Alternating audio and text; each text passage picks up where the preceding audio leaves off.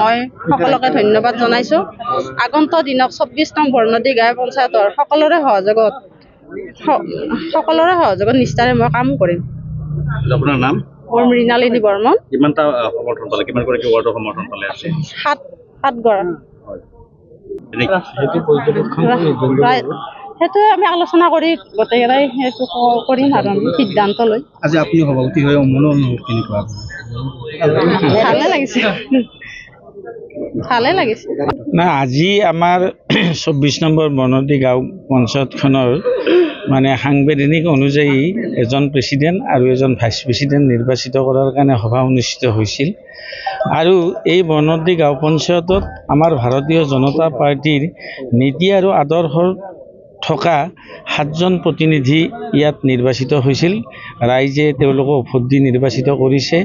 আজি গোটেইকেইজন প্ৰতিনিধি ইয়াত উপস্থিত হৈছিল আৰু এই প্ৰতিনিধি কেইজনৰ ভিতৰত আমি অৱশ্যে গম পালোঁ এতিয়া যে এজন প্ৰতিনিধি ইয়াত উপস্থিত নাই, 9জন প্ৰতিনিধি উপস্থিত হৈছে।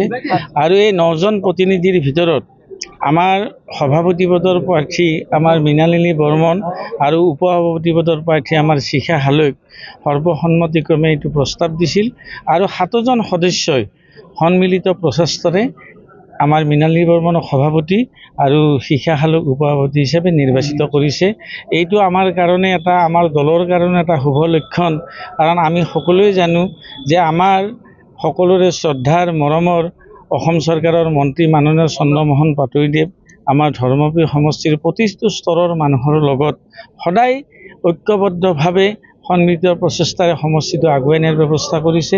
আৰু এইসকল যিসকল প্ৰতিনিধি জিকিছে, এই প্ৰতিনিধিসকল আমাৰ পাটোৱাৰী ছাৰৰ অনুগামী।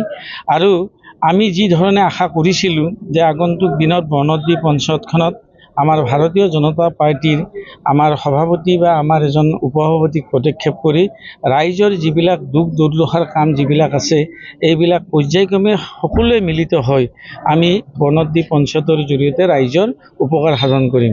আৰু আমি বিচাৰিছোঁ এই কথাটো যে আমাৰ যি 10 গৰাকী সদস্য আছে, আজি যদিও আমাৰ 7জনে ইয়াত সহযোগ কৰিছে, বাকী তেখেতসকলেও একেই প্ৰতিনিধি।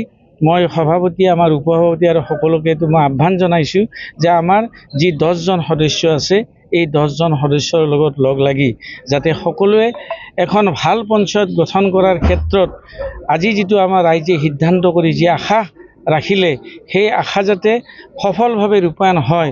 বৰ্ণদী এলেকাৰ প্ৰতি স্তৰত যিবিলাক মানুহৰ পঞ্চায়তী ৰাজ ব্যৱস্থাৰ মাধ্যমেৰে কাম কৰি মানুহখিনিক আগুৱাই নিয়াৰ ব্যৱস্থাখিনি কৰিব পাৰি, সকলোকে যাতে এই ক্ষেত্ৰত সহযোগিতাৰ মাধ্যমেৰে তেখেতসকলে এইখিনি কাম কৰে, তাৰ কাৰণে মই অনুৰোধ ৰাখিছোঁ।